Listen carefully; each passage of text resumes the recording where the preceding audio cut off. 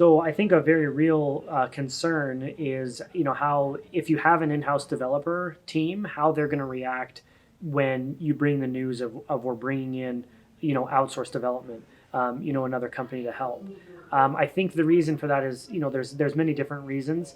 I think the main thing is that it generally happens in a time where the company is in need, where their product is growing faster than their development team can keep up.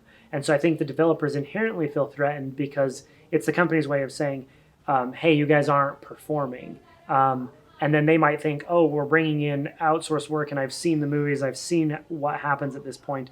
The in-house team gets cut.